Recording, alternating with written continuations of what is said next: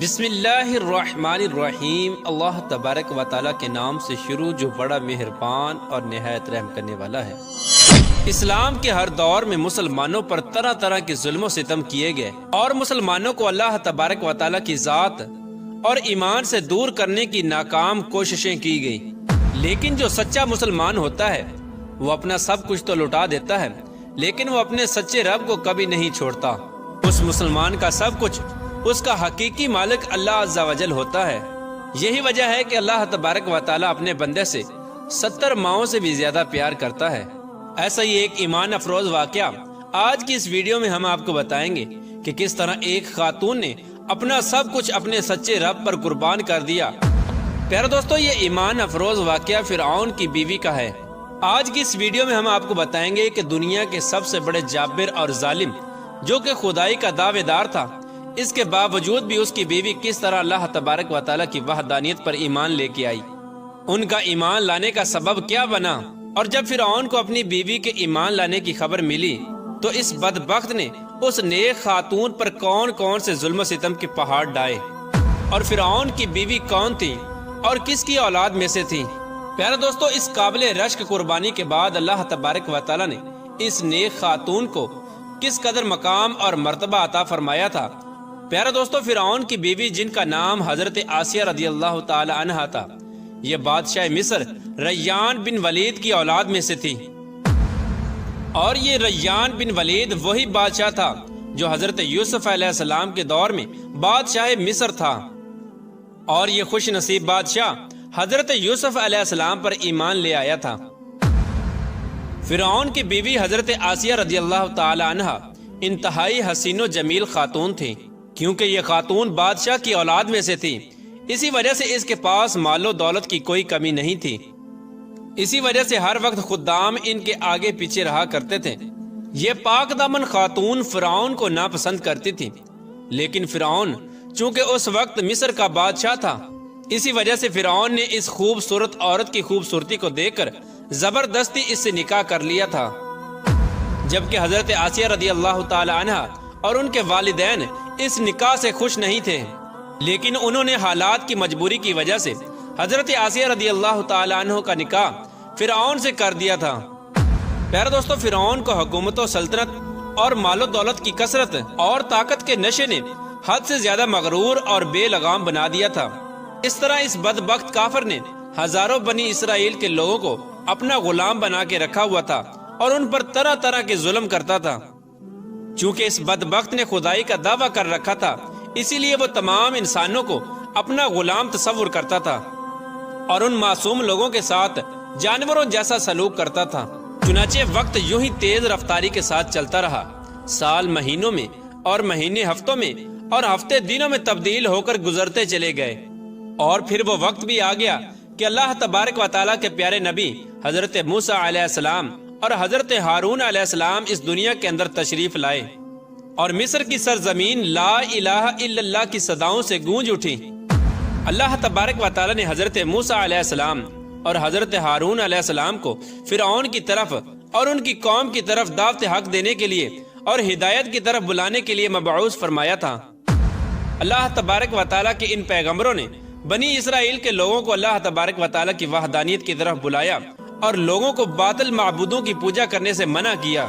حضرت موسیٰ علیہ السلام نے فرعون کو طرح طرح کے معجزات دکھائے، لیکن اس کے باوجود بھی یہ لوگ کفر اور سرکشی پر اڑے رہے اور اللہ تبارک و تعالیٰ کی وحدانیت کا مسلسل انکار کرتے رہے۔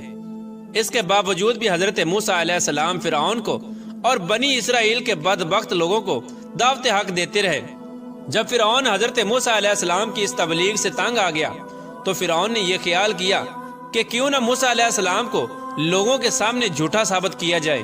چنانچہ فرعون نے حضرت موسیٰ علیہ السلام کو جھوٹا ثابت کرنے کے لیے ایک خاص دن مقرر کیا، جس دن مصر کے اندر بہت بڑا میلہ لگتا تھا اور جس میلے کے اندر کثیر تعداد میں لوگ جمع ہوتے تھے۔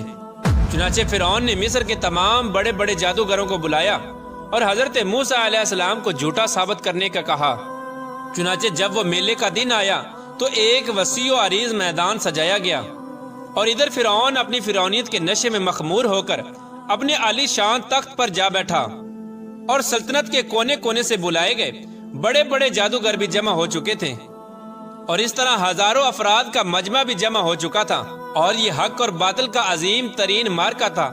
जिसको देखने के लिए बेशुमार लोग जमा हुए थे। और इधर अल्लाह तबारक व तआला के सच्चे नबी हजरत मूसा अलैहिस्सलाम और हजरत हारून अलैहिस्सलाम भी तशरीफ ला चुके थे और हजरत मूसा अलैहिस्सलाम के चेहरे अनवर पर जाहो जलाल नजर आ रहा था। चुनाचे इस अजीम मार्के का आगाज हुआ और जादूगरों ने फिरऔन की इज्जत की कसम खाकर अपने जादू की लाठियां और रस्सियां फेंकनी शुरू कर दी। तो वो लाठियां और रस्सियां एकदम से सांप बनकर पूरे मैदान के अंदर दौड़ने लगी। इन सांपों को देखकर पूरे मजमे के अंदर खौफ और हिरास फैल गया और तमाम लोग बदहवास होकर इधर उधर भागने लगे। इधर फिरऔन और उसके जादूगर अपने नशे में बदमस्त होकर तालियां बजाने लगे और इस मंजर को देखकर खुश होने लगे। और उधर अल्लाह तबारक व तआला ने अपने प्यारे पैगंबर हजरत मूसा अलैहिस्सलाम को अपना असा मुबारक फेंकने का हुक्म दिया। तो उस वक्त हजरत मूसा अलैहिस्सलाम ने अल्लाह तबारक व तआला के हुक्म की तकमील करते हुए अपने असा मुबारक को उन सांपों के हजूम में डाल दिया। चुनाचे देखते ही देखते हजरत मूसा अलैहिस्सलाम का वो असा एक खौफनाक और हैबतनाक अजदहा बनकर नमूदार हुआ जिसने जादूगरों के तमाम छोटे छोटे सांपों को निगल लिया। हक और बातिल का ये अजीमुशान मोर्जा देखकर जादूगरों के दिलों में ईमान का नूर चमक उठा और तमाम जादूगर अल्लाह तबारक व तआला की बारगाह में सजदे में गिर गए और तमाम जादूगरों ने अल्लाह तबारक व तआला की वहदानियत की तस्दीक की और अल्लाह तबारक व तआला की सच्ची जात पर ईमान ले आए। चुनाचे जब हजरत मूसा अलैहिस्सलाम के इस अजीमुशान मोर्जे और जादूगरों के ईमान लाने की खबर हजरत आसिया रदियल्लाहु ताला अन्हु को पहुंची तो उस वक्त हजरत आसिया रदियल्लाहु ताला अन्हु के दिल में भी फौरन हक का नूर चमक उठा और इस तरह हजरत आसिया रदियल्लाहु ताला अन्हा अल्लाह तबारक व तआला की वहदानियत पर ईमान ले आई। लेकिन उनका ईमान लाना इतना आसान न था क्योंकि वो एक जाबर और जालिम और खुदाई के दावेदार बदबख्त हुक्मरान की बीवी थी और हजरत आसिया रदियल्लाहु ताला अन्हु के दिल में ये भी डर था कि अगर फिरऔन को मेरे ईमान का पता चल गया तो वह जालिम बादशाह मुझ पर जुल्म सितम के पहाड़ डालेगा और अपने जुल्म की तमाम हदें पार कर देगा। लेकिन इसके बावजूद भी हजरत आसिया रदियल्लाहु ताला अन्हु ने अपना सब कुछ अल्लाह तबारक व तआला की जात पर छोड़ दिया और अल्लाह तबारक व तआला की वहदानियत पर ईमान ले आई। इब्तिदा में हजरत आसिया रदियल्लाहु ताला अन्हु ने अपने ईमान को किसी पर जाहिर न किया। कुछ अरसा यूं ही गुजरता रहा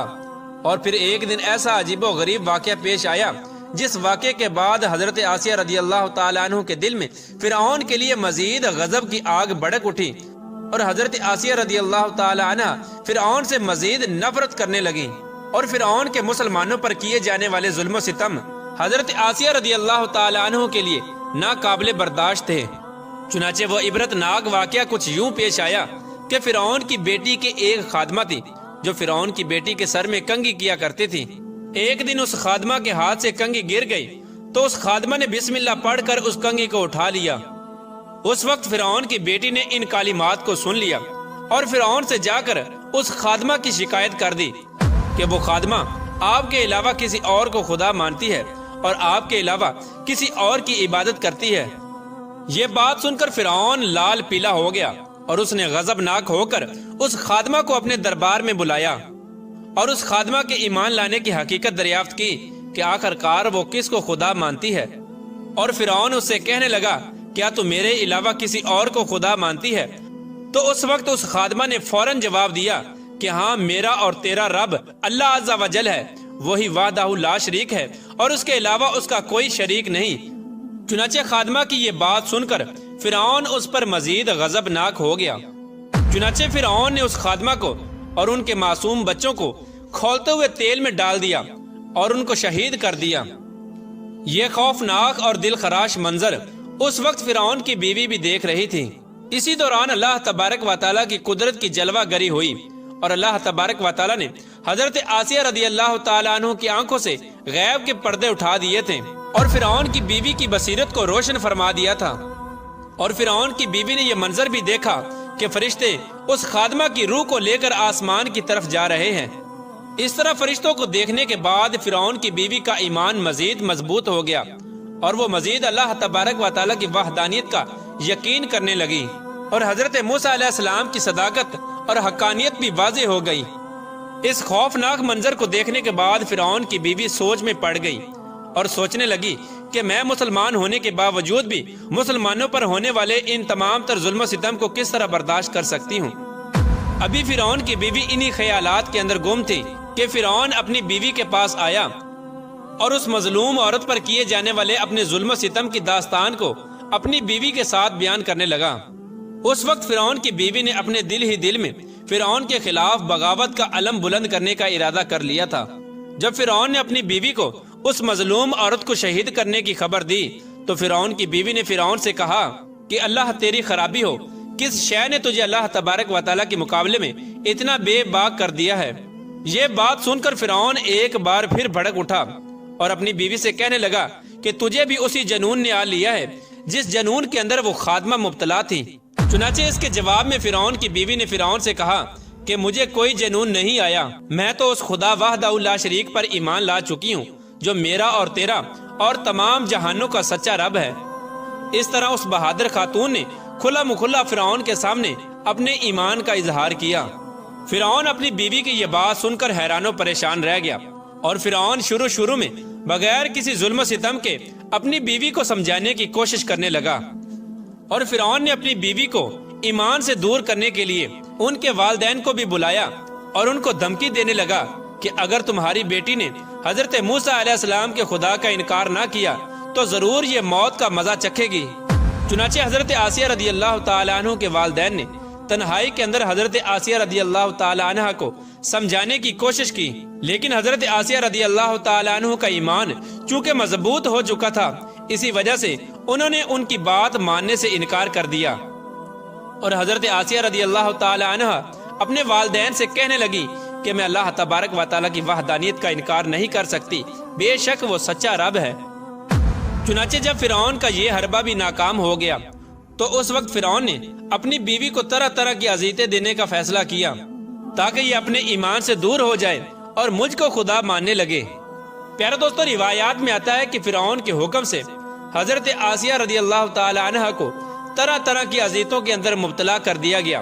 حتیٰ کہ حضرت آسیہ رضی اللہ تعالی عنہ کے ہاتھوں اور پاؤں میں میخیں لگا کر دھوپ کے اندر سورج کی طرف رخ کر کے لٹا دیا گیا، اور آپ کے سینے کے اوپر چکی کا 12 بھرکم پتھر رکھ دیا گیا تاکہ آپ ہل نہ سکیں۔ لیکن ان تمام تر تکالیف اور مصائب کے باوجود بھی حضرت آسیہ رضی اللہ تعالی عنہ کے ایمان کے اندر ذرہ برابر بھی کمی نہ آئی، بلکہ ان تمام تر تکالیف کے باوجود بھی آپ کے ایمان کے اندر مزید اضافہ ہوتا چلا گیا۔ چنانچہ جب فرعون نے ان تمام تر تکالیف کے بعد اپنی بیوی سے ایمان سے پھرنے کا کہا تو حضرت آسیہ رضی اللہ تعالی عنہ نے بڑا ہی ایمان افروز اور ایمان کو تازہ کر دینے والا جواب دیا،